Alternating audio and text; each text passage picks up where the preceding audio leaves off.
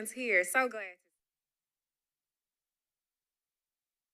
to everyone for their time. I know last meeting we were unable to have a quorum, so I appreciate the HPC making sure that they are here.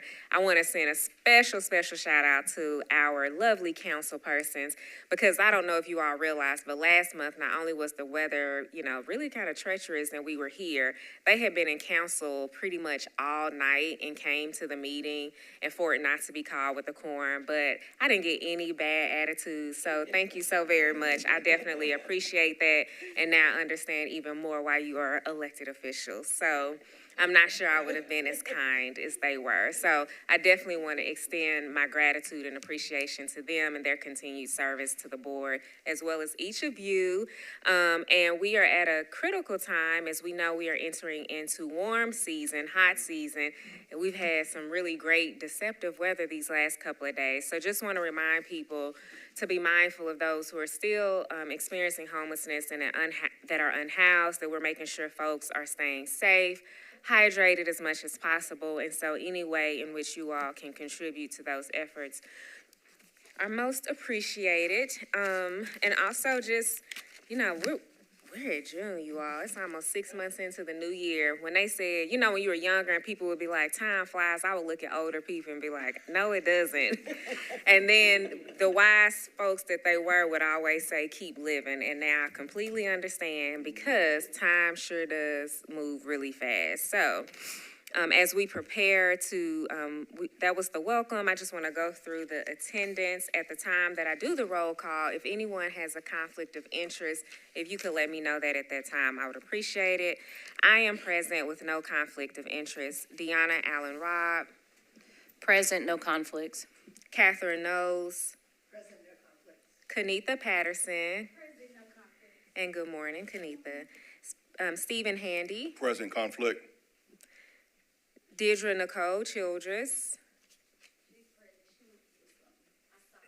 Okay, we'll catch her when she comes in. Liz Mallard. Present, no conflict. Alex Smith. Present, no conflict. Jamie Villegas. Present, no conflict. Exandria Inslee. India Pungarcher.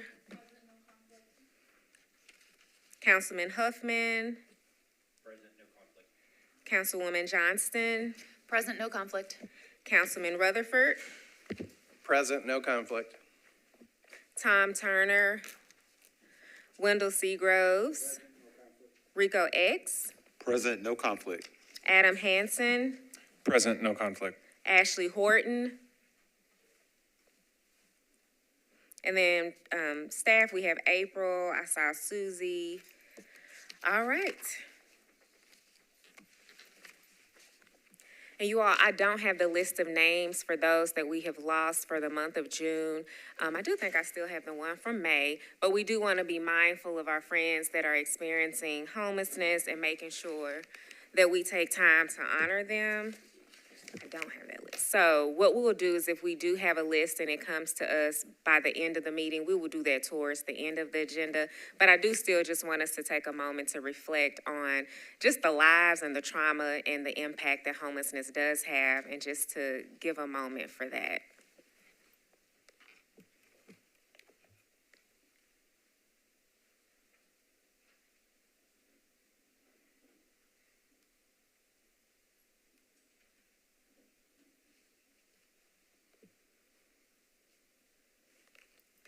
Thank you all for that.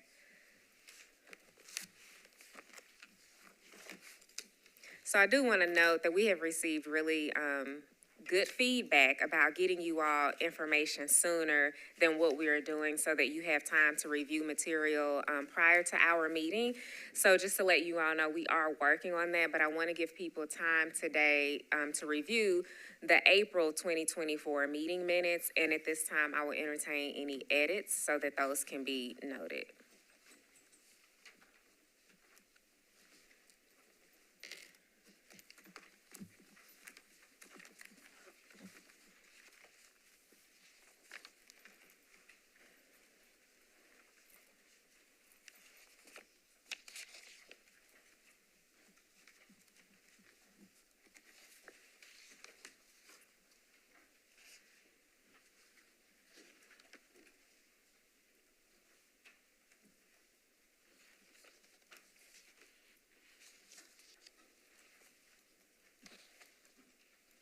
Any edits, corrections, concerns?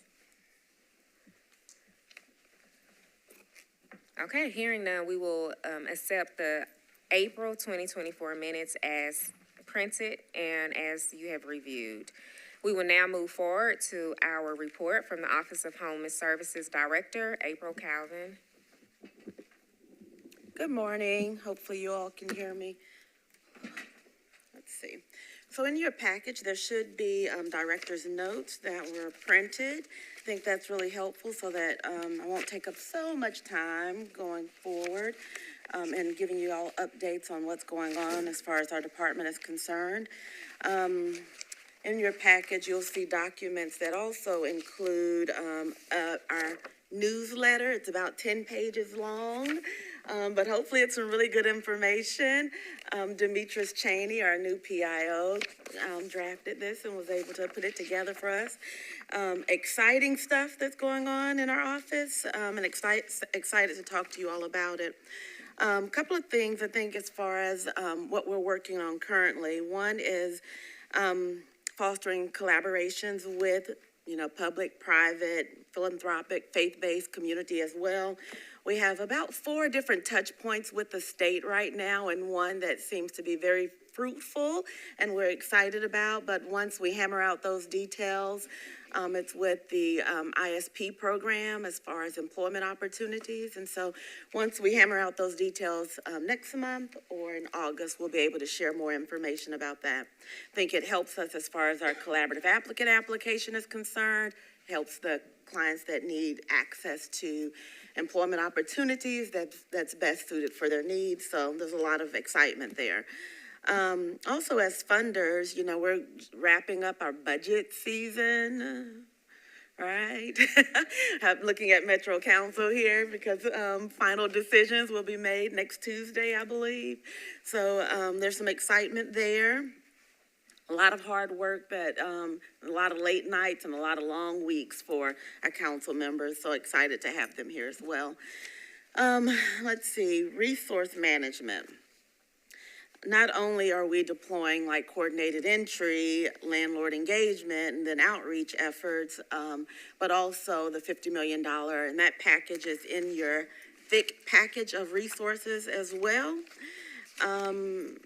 And let's see, we'll talk about that just a little bit, but every third Tuesday, Bill Clendenin gives an update to Metro Council's Health and Safety Committee. So you can watch that on YouTube channel, or you can, come and watch as well if you have any questions. Asset management. Asset management is something new for our department. I always felt like we were in charge of asset management as it relates to the $50 million deployment and other things. But the Strobel Center, several of you all on the panel should have received a save the date for the opening of the Strobel Center. There will be a ribbon cutting ceremony and then guided tours after that, beginning July 18th. So we're excited about that. More information to come as we hammer out. We have even people from HUD reaching out to us saying, I want to be a part of that. So we're excited. Going to have a robust schedule. We're probably can't fit everybody that would like to attend in the one room for the ribbon cutting, but we are looking to get it live streamed. And then afterwards, people can come for a guided tour. So that's exciting for us. Data management. I know several of you all have reached out. There was some confusing information once, and I think we're going to share on the PIT and the methodology coming up, but there was PIT numbers that showed a slight decrease in homelessness, and then there was all of these reports from reporters coming in saying that our report says, a huge increase in chronic homelessness. And I think that 2 things that I would like for us to remember. One is we're gathering a much more robust data, so maybe the data that was shared a year and a half to 2 years ago maybe did not reflect the level of homelessness of people that were experiencing homelessness at that time. And so through outreach efforts and other agencies coming on board to help enter into our data, HMIS, Homeless Management Information System, I think that that's really gathering more robust data. And then also we have a test pilot that we're working on with the Nashville Rescue Mission and getting their data synced into HMIS. And it's not just a data dump, it's actually syncing the data per field, right? So we'll have real true information there. So as we watch our data go up and down, I don't think it's fair for our service providers and our community partners to say that it's on the rise when we might not really know if it's on the rise. It's just capturing more information. So bear with us as we go through these ebbs and flows of updating our data. I think it's way more important to have, great robust data and report on that. But right now at this point in time, it will continue to fluctuate for a little while. Couple of more things. I know Jaha runs a tight ship around here, so I better hurry up. Couple of more things for me is, last year, I know this is coming up at the end of the year for the council as we are. Last year, there was 1,927 individuals housed by our community service providers, and of that, only 10% of the work was for encampments, 189. I think sometimes the encampment conversation really takes over or sucks the air out of the room, right? Really takes over. But I just want to highlight, a lot of people had concerns that we were only focused on encampments. That's just 10% of the work. I think I would not want to negate the great work that Safe Haven is doing for families, Salvation Army is doing for families, veterans, Operation Stand Down. I better stop while I'm ahead because I'm not going to mention someone, and I think that it's important to acknowledge all of the great work that everyone is doing. July 1, our office turns 1. It's exciting for us. Yay!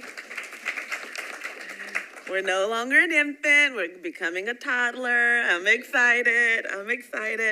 One of the best things ever is the Strobel Center. I think that, I get accused of always talking about all of the great stuff. So I do want to share, even though with the Strobel Center coming on, there was an affordable task force that released a study a couple of years ago and said by 2030, we needed 52,000 units of affordable housing by 2030. And 35,000 of those were for the 30% and below income. So if you do the math, that's about 3,500 per year that would need to come on. And I think if you talk to the planning department, they'll share that, we're a little bit off schedule on that. So I think as a community, that's, something that all of us should always keep in the forefront of our mind. If you're working with developers, if you're partnering with, someone that has influence over housing opportunities, directing them to the planning department, or even, giving a spill on what we do as far as homelessness is concerned is important. A couple of other things, collaborative applicant process is rolling along. I think Susie may share a little bit of that, so I won't go too deep into details. I know that Jaha talked a little bit about cold weather shelter and seasonal demands. As hot as it's going to be this weekend, it's kind of difficult for me to even talk about cold weather shelter, but I know we have not really given a report on that.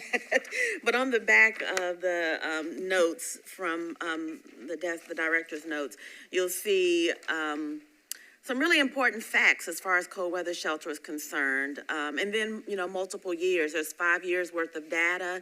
We really thought that when we moved the temperature from 28 degrees to 32 degrees, that we were going to be inundated with too many days, and it really has held steady at 40 for the last 3 years, 40 nights of sheltering, and the temperature change was last year.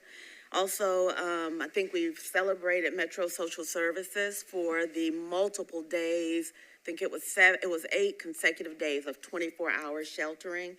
And looking at the data for the last 3 years, it's typically 5 to 7 consecutive days right there in the heart of the winter season. And then capacity. I know several have asked about capacity. There was maybe only 7 days that we were at 90% capacity across the community. We look at we had daily conversations with other large shelters, even reached out to family shelters, reached out to youth sheltering to see if there was a need during those multiple days, 8 days together. And you'll see that typically only 7 days do we exceed 90% capacity of utilization in Nashville. So some great stuff is going on there. I think typically throughout the season, we hovered at about 80% capacity level, not just the cold weather shelter for Metro, but for all emergency shelters during that time. Lowberry Housing Collective, there's a package in here that talks a little bit about units that are open and available. I think that's important for us to always highlight some of the great work that's going on in our department, landlord engagement. Also, as we talk about the affordable gap loan, I know this rings bells for our council members. The affordable gap loan units that are sitting there at the top of this, this one pager are the units that were brought on through the $50 million investment through MDHA. So we're excited. Their majority of all of them are coming online or on target for the date that they said they would be online. So I'm going to stop there unless there's any questions. There's a whole lot more I would love to share, but I better stop. Jamie and then India. So my question is, we've got a lot of great work that we've done, and I want to celebrate that. But I want to talk about the interim housing facilities. You know, I believe at the last executive committee meeting, there was discussed that there was a change in leadership with one of the major providers. And I wanted to see if we'd gotten an update from them as to the future of the Roadway Hotel. Great question, Jamie. So the change in leadership is happening probably this week and next week. I think June 17th is when the new majors will come on for the Salvation Army, and I think they also have a new executive director as well. We're going to reach out to them because there are some pain points and some pressure points. And I'd say pain points would be like some dates of contracts ending, but pressure points are we're going through Metro Council for future funding for that organization. So we just want to make sure that the new leadership mission continues to align with the work that we're doing. Also, I think that kind of goes back to some camp closure conversations as well. You'll see in your package some really great information. We align with USIC's national strategy. I think it's 19 strategies for ending and addressing homelessness. I can't get my finger on it fast enough. Anytime you're looking for something really fast, you'll never find it. And so we align with them as far as their 19 strategies. That's a new document that was just released. Our strategy, if you remember, started about a year and a half to 2 years ago. And it's great when our work already aligns with national best practices. Also, you'll see information in here as far as National Alliance to End Homelessness and emerging strategies, you know, for the punitive bills. And one of the things that they talk about to combat punitive bills for criminalization of homelessness is housing first. What I also want to share is if any of you all know Dr. Samson Bears, he was listed as Time's 100 most influential people. I don't know if you know that, Susie, but yeah, his face is there and everything. It's exciting. So, and he's wanting to partner with us on a much deeper level, a deeper conversation. Bill Clendenning and Allison Cantway, because they hold bi-weekly meetings with the funded agencies to talk about housing first policies, practices, and procedures, and those interim housing locations are a part of those meetings as well. And Dr. Samson Barris has reached out several times to help with delivering messages and being a part of case coordination calls with them. A lot of great stuff, sorry if I went too long.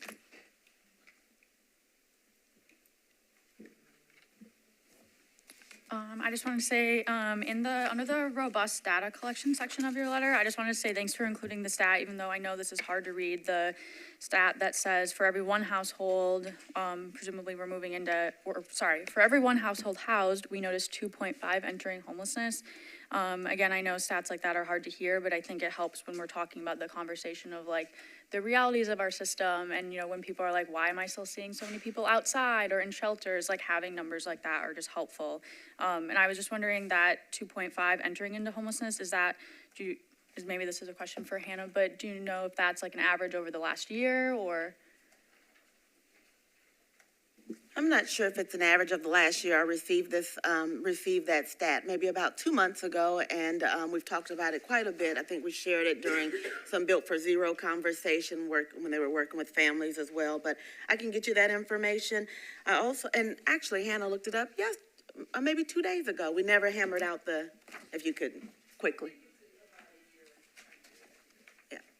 And then I think, thank you for that, because I didn't get to the bottom because I started feeling pressure.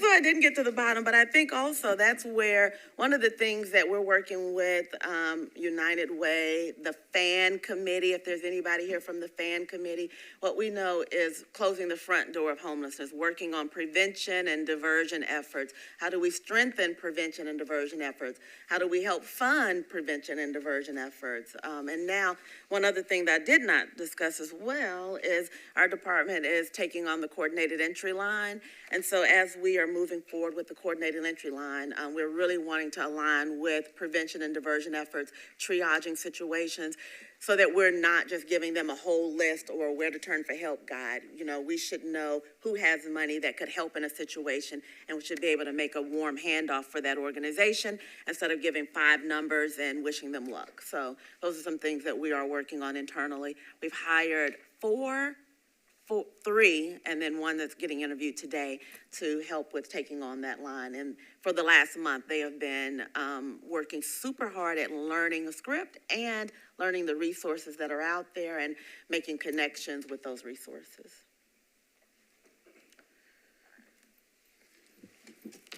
Any other questions for Director Calvin? And she's referencing the family coordinated entry line, for those who just may not be aware. That was under the umbrella of Metro Social Services at one point. So one of the things, as I've heard, and we know that homelessness continues to, be an unfortunate reality. And so you all know, I know we all understand the magnitude of what the problem is, but I do want us to really, really consider how we can be a solution. And to the members of the Homelessness Planning Council, my charge to you is to really be very familiar with this handout, and I think I've said it numerous times, the landlord engagement piece. I do believe that oftentimes we get into our silos and our circles, and the conversations that we are having, you just never know what properties people have, who they know. And so my challenge to you all is to recruit at least 1 landlord or 1 builder or something that leads to a solution of housing, because I do think that can be a reality. So you have handouts before you, and within this newsletter, it also lists the staff of the landlord engagement. And if all else fails, I know many of you know how to get in touch with either Dr. Trotter or with April, and I think that we can begin to build those units and not just rely upon the city. Not to say that the city isn't a valued and valuable partner, but how are we helping to eliminate and to have an impact on this crisis, honestly, that we experience of homelessness. So just want to make sure that we put that out there. And so with that being said, I will move forward. I guess Susie and Allison will be doing, or Susie with the collaborative applicant report.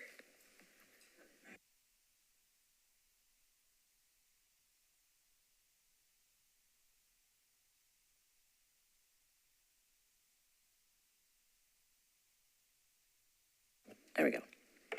Good morning. I'm Susie Tolmie, the homeless coordinator at NBHA. As you've heard, the collaborative applicant, or sort of the lead in the whole HUD application process, is transferring over to the Office of Homeless Services from NBHA. I was going to give my swan song at last meeting, but because we didn't have enough attendance, this is a perfect time because it's the end of the year. So working very closely with the staff, particularly with Raquel and Bill and Allison, we meet most Fridays to discuss all the logistics involved in applying for the funds, and we await good news from HUD at some point. It just seems to be taking forever. Of the collaborative applicant formally shifting in HUD's eyes. It's shifted here, so we continue on as if you guys are it. Apparently HUD has a new system. We thought it was the Washington staff because they said that they were the ones that would do this. Then Washington staff said it was the HUD Knoxville staff. And anyway, it's paperwork a la government and taking a little bit longer than we anticipated. Lots of things going on. I heard this morning, you may have heard, but I'm not sure, there is a youth homelessness system improvement grant, two of them that were made to Tennessee. One of them to the Chattanooga Coalition for the Homeless. As I understand it, the two grants combined, they total about $2.3 million to work on systems improvement across the state in serving homeless youth and young adults. So I'll try and get some details about exactly what they're trying to do. I know the Chattanooga one is a statewide initiative. What the Memphis plan at the Community Alliance for the Homeless is still a bit of a mystery to me, but I did connect with their director this morning. So great news there. Tomorrow night at 6 virtually, MDHA is going to be hosting a webinar to help the community learn about $9 million available under what is called the Home ARP program. These are recovery program funds. MDHA is amending the use of those funds, or at least proposing an amendment to the use of those funds from what it was initially a couple of years ago submitted to develop, I think, 26 units of housing, and intends to broker that out instead now to agencies that apply and are awarded for supportive services once people move, homeless people move into housing. That's a real need, and we are seeing a lot more units online, and the community seems to be supporting the idea of using that money for the necessary support services to retain housing once folks move in.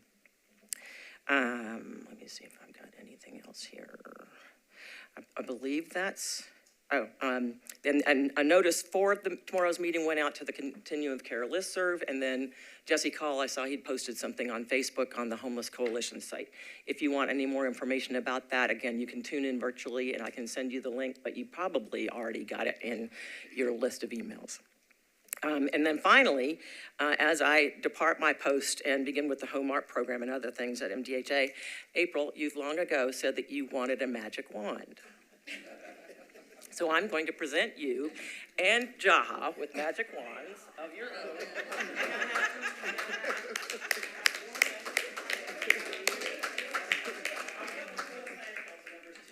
do want to give them to the rest of the Office of Homeless Services staff. So if you could please raise your hand, I will give you a wand. And I can say that they may not be as magic as you want them to, but we do have to believe. Right?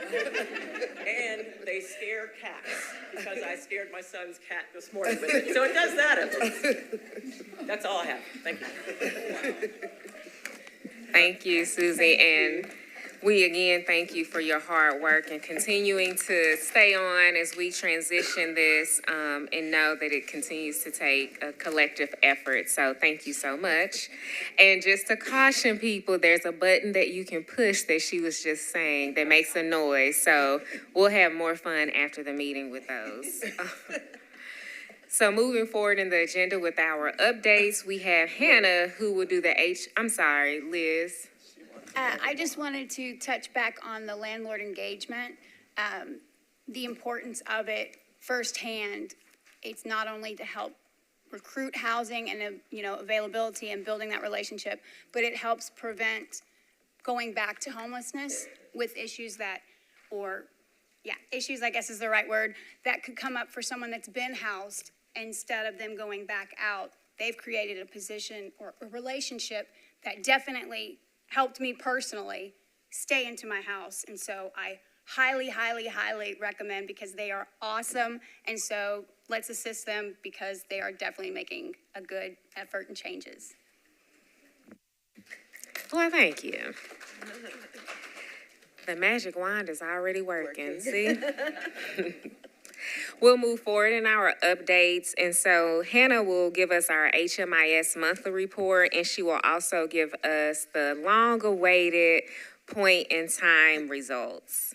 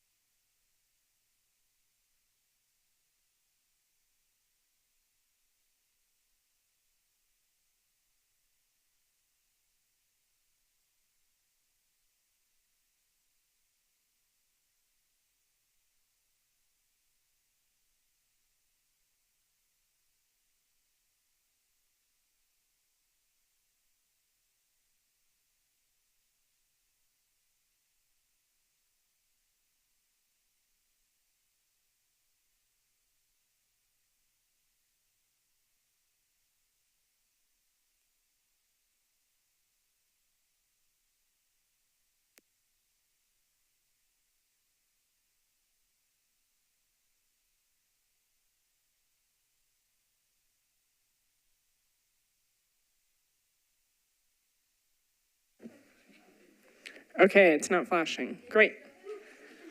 All right, hello. We are looking at the monthly report first. You'll notice this looks different. A couple changes we made were to make it clear that this report represents the data of the entire community and not just the Office of Homeless Services. It is from HMIS, which is our shared community database that 44 different agencies, including the Office of Homeless Services, participate in. So we just want to make sure that's clear that this data represents the work of a lot of different people in Nashville. Additionally, it was really long, so we made it shorter so it's easier to understand. We kept everything that I talk to you all about every month, and we removed all the stuff that I never talk about because it's not as important as everything else. So if there's ever anything missing that you still want to know, you can come ask me and I can send it to you separately, but I think this still has everything important for us. So going through our monthly report for the month of May, there were 3,218 people who experienced homelessness in Nashville in the month of May. That was 256 families with children and 2,189 adult-only households. 273 people were veterans and 229 were youth aged 18 to 24. And 1,466 were experiencing chronic homelessness. Below that, we have the information about people who moved into housing. So 172 people moved into housing in May from homelessness. There were 25 families with children and 75 adult-only households. The average length of time that it took from someone when they entered HMIS to when they moved into housing was 214 days. And additionally, 51 of those people who moved into housing were experiencing chronic homelessness, which was 30%. The ways that people moved into housing most often were we had 29 households move in with rapid rehousing, which is always our number one, but that's really high. So there was a lot of rapid rehousing success in the month of May. Additionally, we had 17 households move into housing with no subsidy, 14 move in with a housing choice voucher, and 14 move in with friends and family. And the agencies who housed the most households were the Salvation Army, who housed 22, Operation Stand Down housed 14, Safe Haven Family Shelter housed 13, and Oasis Center housed 10. Lastly, below that, we have our demographic data. So in May, 50% of the people who experienced homelessness were Black, and 61% of the people who were housed were Black, as well as 57% of the people were men, and 54% of the people who were housed were men. Are there any questions about this one?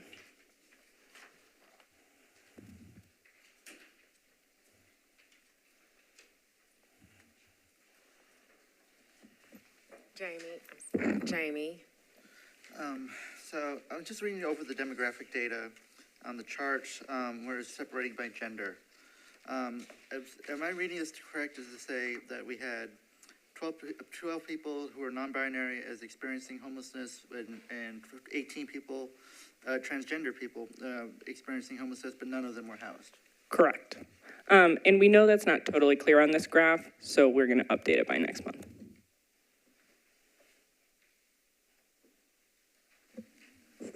Thank you, Hannah. Always a very, very insightful report that you give out. Just two things that I would like to see, if possible, that have been on previous reports. Number one is the breakdown between chronic and non-chronic. I think that allows us that are out in the community to tell the story of how this is becoming a problem in both sections. as we continue to combat this issue. And then second is housing exits by destination. That's always very useful too. So that second one is on here. It's on the back, and that it's moved in a new place, so it's that yellow and pink. But yes, we can look into the other one, adding that back. Okay, perfect. Thank you. India.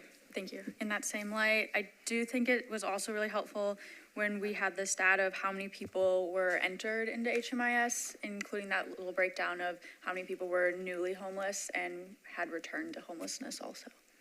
Okay. I can tell you for the month of May, 660 people were entered into HMIS. I was hoping you'd have that on your I do remember immediate that. memory. And hopefully Raquel wrote down what people asked for. Great. Thank you. All right, then I'm going to move on to the point in time count. And before we talk about this one, I just want to emphasize the difference between these two because the numbers are telling us different things. These are reporting different pieces of information. So the monthly report is all of the data from HMIS, which is our most robust source of data, to use April language. And it is for a whole month worth of information. Whereas the point in time count, we are counting one single night, all the people we were able to count in shelters and outdoors. So that's why things might look a little different between them. One is a whole month and one is just one single night. This is the point in time count that took place on January 25th, 2024. We had a lot of volunteers who went out and counted people in encampments, and all the shelters reported their numbers. There were 2,094 people on that night who were experiencing homelessness. That was a 1.6% decrease from January 2023, a decrease of about 35 people overall. The breakdown of it was that 725 people were counted unsheltered. That was an increase from 2023 of 135 people, or 23%. And 1,369 people were in shelters, which was a decrease of 170 people, or 11%. We're pretty clear that a big reason for this internal shift between shelters and unsheltered is that in 2023, when we did the point in time count, it was cold and the Metro cold weather shelter was open and something like 200 people stayed there that night. This year it was 60 degrees during the point in time count and that shelter was not open. So there were more people outside than in shelters compared to the year before. Additionally, 42% of the people who were counted were Black or African American, 67% were men, and 12% were veterans. And on the right, we have some information about the unsheltered count specifically. The top one I want to point out because this is information that I know this body has asked me about regularly that we have not tracked in HMIS. We did ask a question during the pit count about where people's last permanent address was. And we found that 82% of the unsheltered folks we talked to their last permanent address was in Middle Tennessee. So I know lots of times people want to think that people are coming to our community to use resources who were experiencing homelessness elsewhere, but people who are experiencing homelessness in Nashville are our neighbors. They have lived here. Their last housing was in Nashville. So I think that's a helpful stat for us when we're talking about this. 82% of people were from Middle Tennessee. Additionally, most people who were unsheltered, 51%, were staying in encampments. 19% of unsheltered people reported having pets, which is quite a few people. 59% of unsheltered people were experiencing chronic homelessness, and 48% of people reported having a serious mental illness. And the last one is that 78% of unsheltered people reported having some kind of disabling condition, which is incredibly high. That's about 4 out of every 5 people had a disabling condition who were living outdoors. Are there any questions about the pit? Yes. You referenced the numbers, the 82% of people surveyed reported their last permanent address being Middle Tennessee. Well, that's on the form, but you referenced Nashville. Do you have a breakdown in the difference? Because obviously Middle Tennessee is a lot bigger than Nashville. I think the Nashville specific number was something like 75%. Okay, thank you.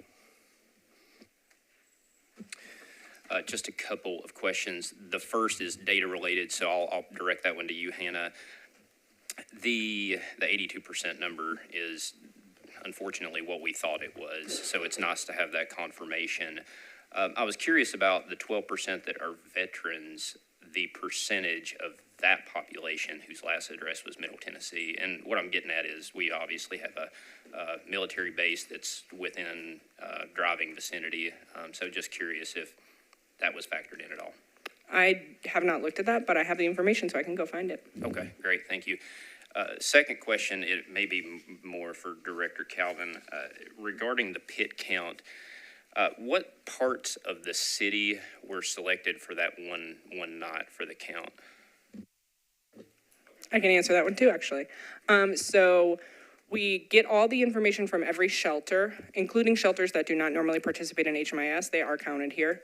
And additionally, when teams go, we break the whole map of the county down into areas, and there's a team assigned to every area. So the entire city is canvassed.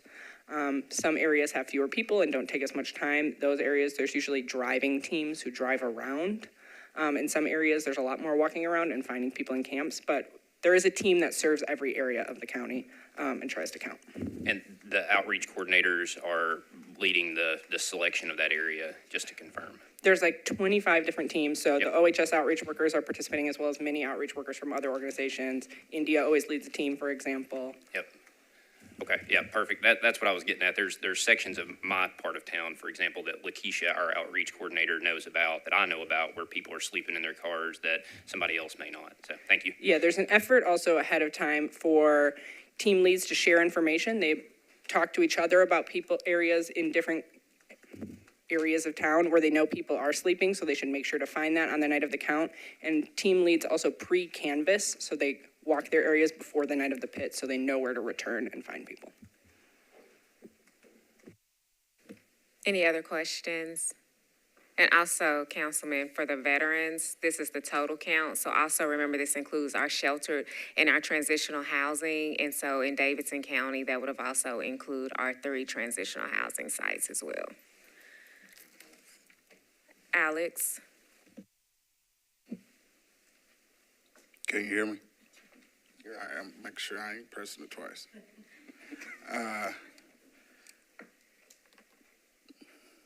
Two things. Number one, with the pit count, I want everybody to remember what I said in January, and what I always say. We know where the pit count is going to happen.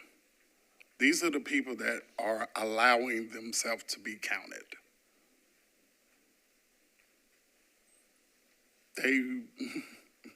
No matter how much you canvass, it doesn't matter. They are always one step ahead of you. So if they don't want to be counted, they will not be at that spot. If they don't want to be counted, they won't have their car where it used to be. If they don't want to be counted, hell, they go to jail, which we kind of need that information too, because I know from November to April, it's always a spike of crimes because, hey, you're going to get out of wintertime. You're going to have a place to stay. You're always going to have food. So you purposely would do something to get you a long extended amount of time to stay. Instead of being outside, you're going to be inside. Even though it's jail, somewhere to stay. So please always remember that when it comes to the pit count. But in the future, is there any way that we can break down if it's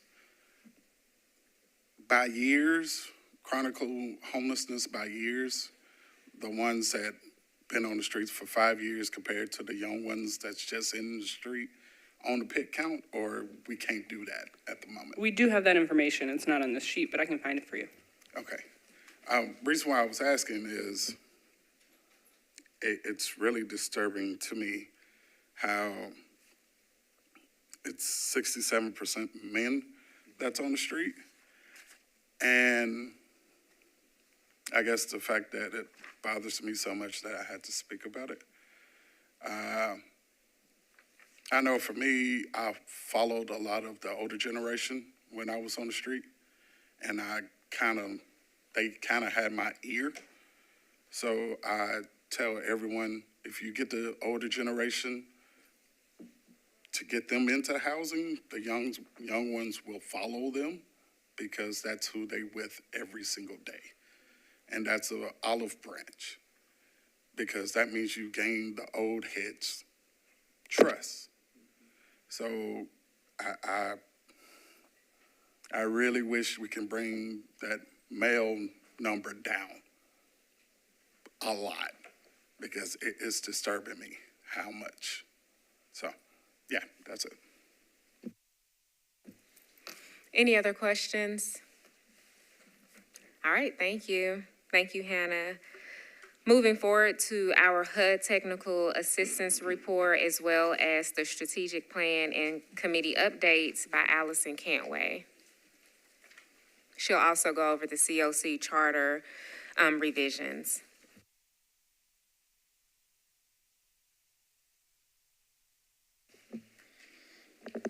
Okay, hi, everybody. So I can give a little bit of an update on our work with HUD Technical Assistance. So as you know, we've been working with Cloudburst, we've been working with CSH and with NAEH. For Cloudburst, for our TA, we had really 3 areas that we've worked with them on. HMIS and HIPAA compliance, the collaborative applicant transition, and then changing the coordinated entry assessment process. I will say, obviously, and Susie spoke to the collaborative applicant transition, we have submitted everything that needs to be submitted. We've done everything that we have been told to do by HUD, and so we're just waiting for the paperwork to process. But I have said many times, and I will say again, that Susie has been incredibly gracious in this process, and has just made this as seamless as possible. So I really appreciate you, Susie. For the CE assessment, our CE team has been meeting with folks from Cloudburst really regularly. There are also several of us who are part of a CE workshop that's put on by a TA organization, and so we meet every other week, which has been really helpful. We do a lot of planning, sort of internal assessments on, what does our assessment measure? Where are the gaps? How can we improve that? So that's an ongoing process, obviously, and that's a process that we're gonna need a lot of community input on, because the community is an essential part of coordinated entry. And then with NAEH, we've been in really close touch with Albert Townsend, who's their director of lived experience, for several months now. We probably have, I would say at least a couple meetings with him a month. He has attended virtually the last few CAB meetings, which has been great. He wants to come in person to attend the next CAB, which is wonderful. And one of the things in particular that the CAB has been working on is he has a sustainability assessment that is incredibly thorough, that CAB members are going to go through and sort of, talk about ways that we can become more sustainable over time. So that's been really, really positive. As far as the strategic plan and the committee's update, everybody, you have a more thorough sheet of committee updates in your packet, which gives you an update on where every committee is. But the things that I will really point out, the Equity Committee has been doing really great work and having really strong attendance, lots and lots of attendance at the last several Equity Committee meetings, to look at the data around homelessness in Nashville, and particularly looking at racial disparities. And they've asked for some additional data, which we're going to do our best to pull from HMIS. If we have it, we're gonna share it. I've talked about the CAB. The PEC is, preparing for the competition season. So we went over the updated renewal application for this year, and got some helpful feedback from some of the PEC members, which I appreciate. And so we're moving forward. The PEC has also been meeting with COC grantees to learn a little bit more about their program. So the last several PEC meetings, we've had, 2 agencies come in and sort of talk about what they're doing, and allow the PEC members to ask them questions. But again, you can read more thorough updates about all the committees in your packet. The charter, so the update on the charter committee and on the governance charter is that the charter committee met to go over the public comments that were submitted. There were many public comments submitted. You also have these in your packet, and Raquel very helpfully sort of formatted this in a way that's a little bit easier to read, where it kind of goes through the charter, comments that are germane to that particular piece of the charter, and then how the charter committee decided to move forward on each particular comment. So you can read that, much more thoroughly. I'm not going to go over all of it, but obviously there was a lot of robust conversation amongst the charter committee members about which changes they, chose to incorporate, which changes they chose not to incorporate. And the charter committee will present this updated charter to the COC general membership meeting next week for a vote. And if it is voted on by the COC general membership, it will be adopted as the new charter. And then we will, continue the process of updating the charter every year as it is required by HUD. That's it. Any questions? Thank you, Allison. Any questions for Allison? All right, thank you. So before we move forward to new business, I have received the list, and I do want to just take a moment to read the names of those community members that have passed away since our April meeting. So if you could bear with me, it's quite a lengthy list, unfortunately. Joe Emma Riggins, James Pepper, Cynthia Chapman, Charlotte Waters, Dillard Morrison, Robert Hall, Barbara Caraway, James Reed, Victoria Jallo, Clifford Sutton, John Moran, Shahan Becker, Brent Bidwell, Lenora Venata, Iva Aiden, and Kimberly Walker. If we could just take a moment to remember these lives.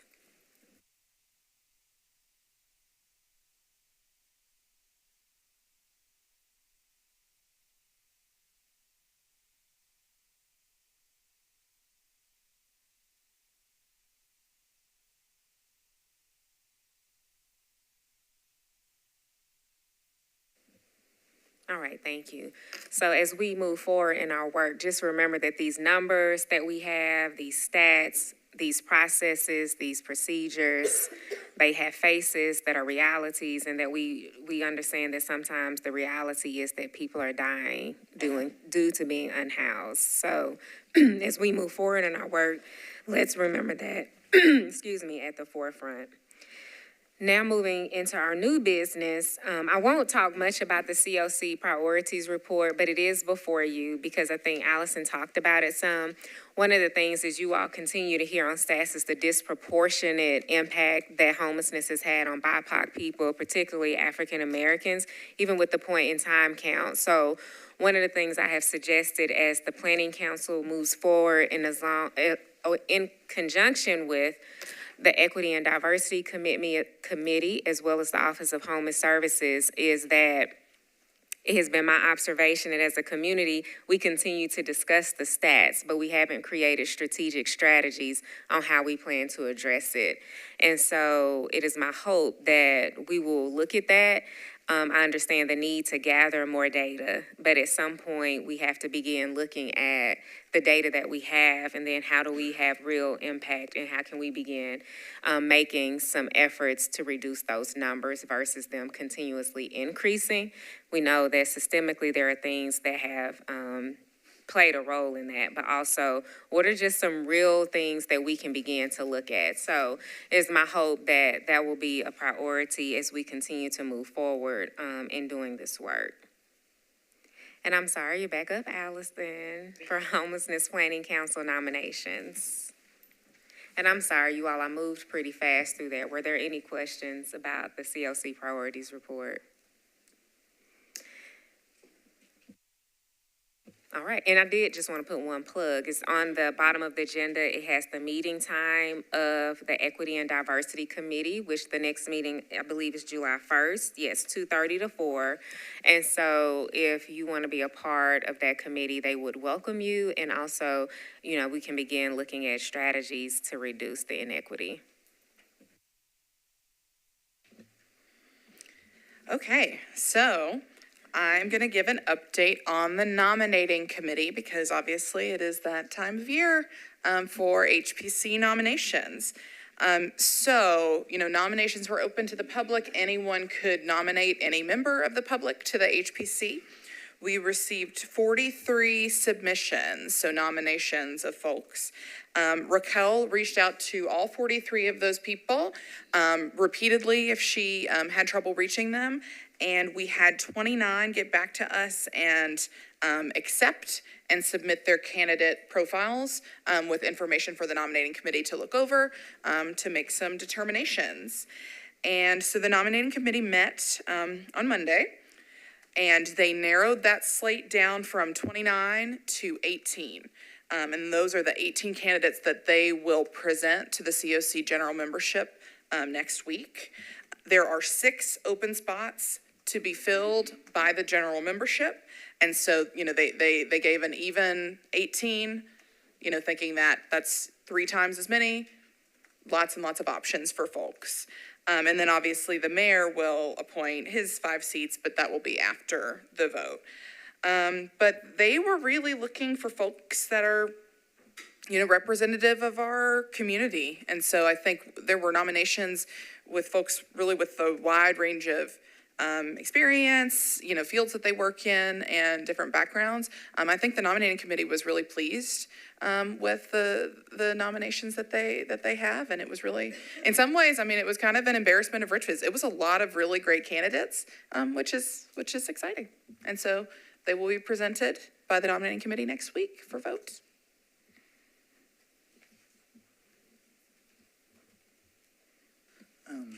Just a quick question. Out of the 43 people who were submitted and the 29 who accepted, how many of them had lived experience? I don't know the exact number. I can get you that, but several. We had a lot of nominations, or a lot of nominees with lived experience of homelessness. It was a very racially diverse. It was a very gender diverse. We had several LGBTQ folks. Yeah, there were a lot. I can get you the exact number, but it was a lot. Any other questions? Yes. Here we go. Can you hear me? Yeah. Okay, cool. Do we have a sense, as we look at these names and the current council, what is the racial diversity today and what do we aspire it to be? Is anyone thinking about that process? Oh, I would certainly say that the nominating committee is thinking about that. There was definitely discussions amongst them during the meeting about making sure that the HPC, reflects the community. There's been progress, obviously, in the HPC in racial diversity, but it was still very, very much front of mind for them. Now, specific numbers, I don't know off the top of my head. Obviously, we have them, but the 18 candidates that they put forward there were several BIPOC folks in that group. More than several. There were a lot. Thank you. Any other questions? And I might just add, sorry to that, we did ask on the candidate profile, how do you identify racial and gender, and do you have lived experience? So that was information they specifically sought out. All right, so we encourage everyone to attend next week's Continuum of Care meeting for Davidson County. Kanitha, location is at the Nashville Rescue Mission, 10:30 a.m., typically in the conference, I don't know if it's called, I think it's the chapel at the bottom, the first level of the mission, but they will direct you as you walk in. All right, thank you, Allison. So, as you all have heard, they will vote next week in terms of new homelessness planning council members that will be added. And so some of us will be shifting. And so also we have for our July meeting, we are going to not have a July homelessness planning council meeting. And the reason being is that a majority of us, including myself, so I'll be transparent in saying I thought today was going to be my last meeting. And last month, Metro Legal was like, oh no, that's not how this works. You stay in the seat until someone is elected so that you can facilitate those nominations. Because I was like, June 30th, great, have a good life. It's been nice. So because of that, I will be out, and I think our acting vice chair will be out. And so also I'm like, per our charter, Page 6, Section 3, Section A, we actually only have to meet 6 times a year, you all. So I think you all have worked hard, so we are going to take July off as a recess. We'll be, majority of us, it's not a recess for us, we'll be at the National Alliance to End Homelessness Conference. And I know, and I just want to share, I'm excited because I will be presenting at the conference. So fingers crossed all goes well with that. I'm excited. But yeah, so we will meet back in August. And also in the July timeframe, what we plan to do is to give a orientation to those new board members so that they will have time to get oriented prior to having to, which we have done previously anyway. So we will continue to do that. They will get basic information so that they are prepared for the August meeting. And at the August meeting, we will then have nominations as a Homelessness Planning Council board for the executive committee. So just want to make sure you all are aware of that. Any questions about this? You all look so sad we're not meeting next month. I saw some delighted smiles, Kenitha. Okay. Yes, I was good. They were like, yes, we will do our best. I think, are they recording those? I think so. Okay, so yes, for those that are there, it's the Wednesday, the last session. So my topic is navigating the trauma of racism as a BIPOC service provider. So I'm excited to be able to share that information and hopefully have good conversations. So I'll let you know how it goes apparently in August. Thanks, Derek. So so be mindful of that. Don't panic. We will also make sure, board members, you get a notice to remind you, if I could make note to the Office of Homeless, the OHS staff, to please make sure that the notice goes out just to remind people that the July meeting will be canceled. We will resume and give the August date and location. With that being said, we will have our story of progress by Ms. Jamie Villegas. Thank you. So I believe I've put together a little PowerPoint, just kind of tell my story of how it came to be, on this council. It was just 1 year ago, last month actually, that I have celebrated my first full year out of homelessness and being in permanent housing. So I reside. For those who don't know, I do reside at the Hadley Park Towers. At MDHA. And see if we can get this presentation up here.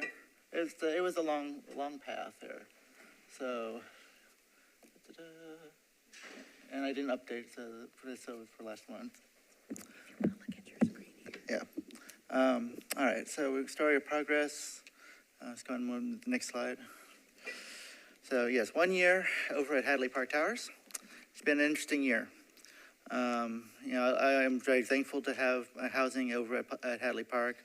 It's not without its challenges, but those are things for the MDHA board, not this board. Next slide. So, like I said, it was an incredibly long journey to get to that point.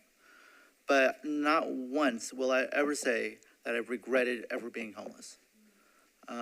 It has taught me a lot about who I am, a lot about being true to myself, being resourceful, and being thankful. Let's go ahead and go where it all began. So my story really begins in January of 2022. I was evicted from my own very first apartment that I ever had on my own when the COVID moratorium of evictions ended. From there, typical kind of homeless story, stayed with friends on couches, ended up in hotels, but eventually, I did meet somebody special and ended up, making this odd trip to Ohio. Next slide. But that trip went horribly wrong. After 2 weeks, I ended up having to go to the hospital for a major medical emergency, and 2 days later, my boyfriend had disappeared and not to be seen again. And I found myself alone and with no way home and nowhere to go.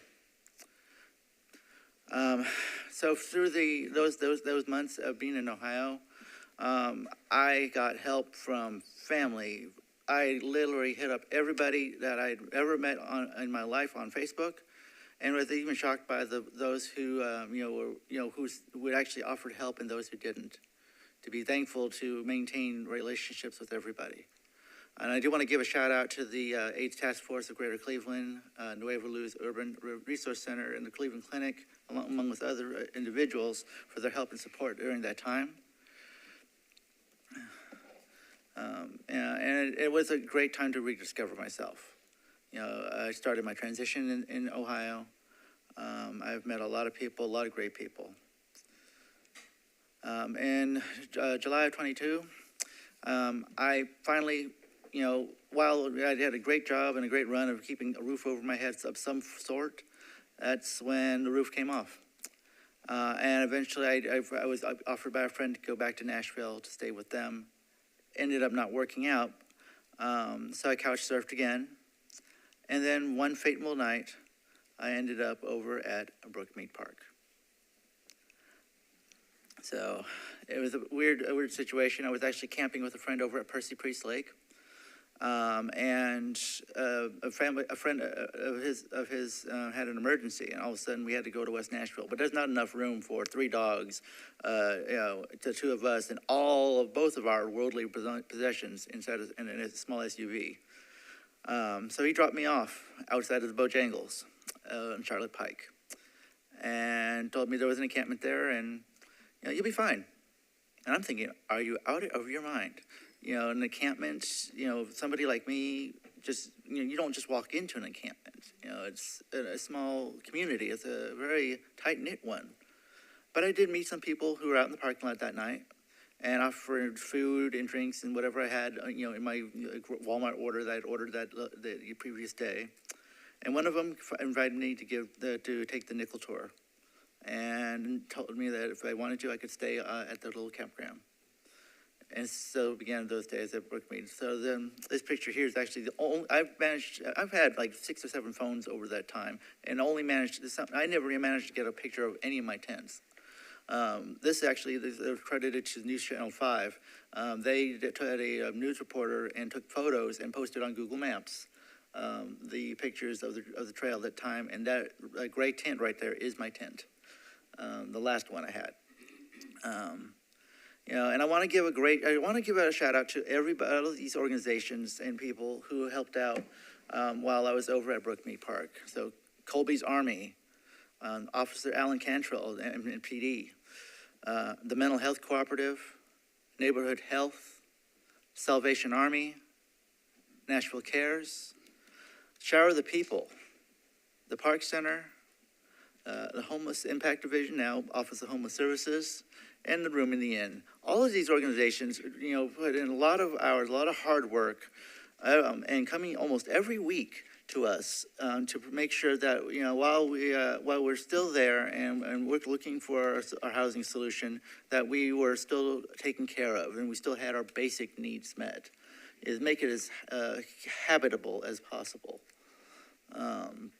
And without all these organizations coming to the Brookmead each week, I guarantee you I would still be living in a tent somewhere in some other park out there.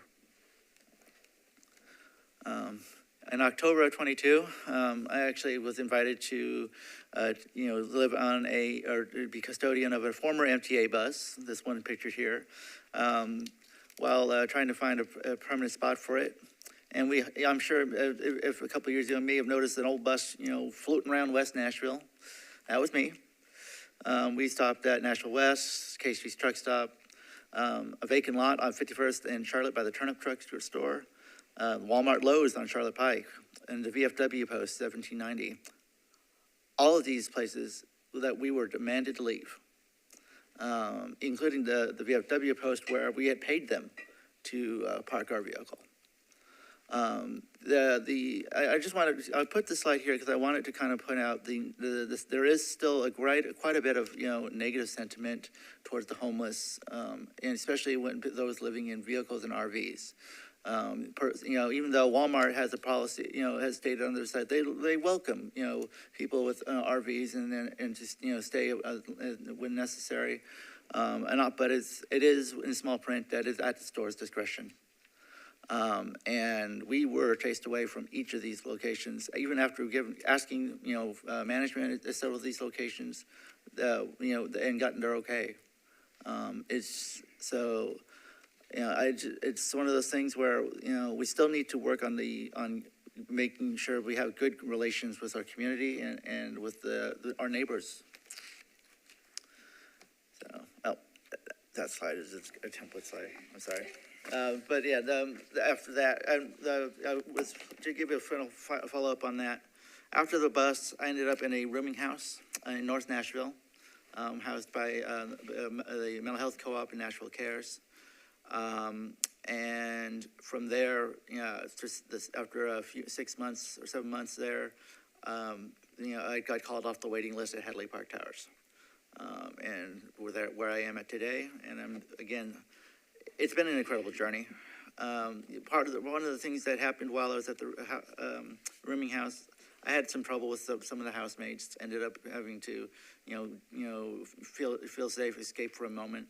One day, my caseworker from Nashville Cares, Becky McDonald, she told me that, hey, I understand this is a bad situation. Why don't you come to me to this meeting that they're having down at the Mission? And you can just sit there and you can observe, and it'll be a great experience. I think you'll like it.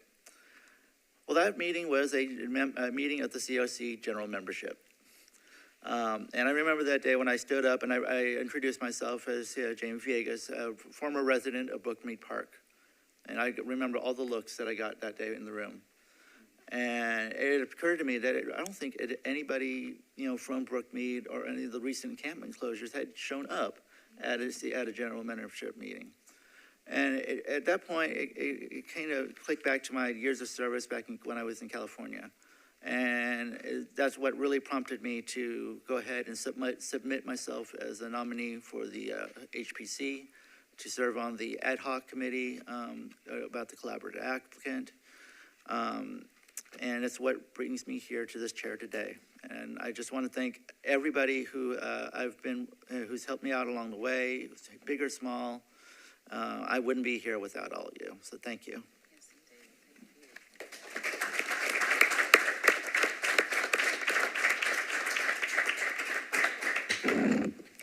Thank you, Jamie. We don't take for granted that you chose to share your story with us, and so we appreciate your willingness to do so. On that note, you all, I want to again thank Jamie for her transparency, her vulnerability, and we know that's not easy when you have to, or when you choose to decide to share what your journey has been. So we want nothing but success for you. Yes. Did someone? Oh. Go ahead. I also just wanted to give a quick shout out to HPC member Deidre for her serving as a panelist on WPLN show This is Nashville on May 30th. So if you haven't heard the podcast, please take a listen to it in terms of centering voices of lived experience in our community. And thank you, Jamie, for your courage and transparency. Thank you all. We have a dynamic board members with lived expertise, and know that we hear you, we see you, we appreciate you and your valuable contributions to not just us, but the community and the work that you're doing. And especially, I know you all are moving and shaking cab. So continue kudos on that. With that being said, you all, we are adjourning our June meeting, and I will see everyone in August. Take good care of yourselves.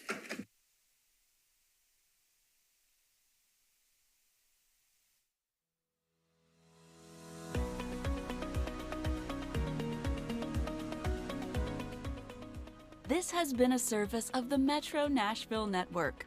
If you would like to see this presentation again, or for more information on this and other programs, visit nashville.gov.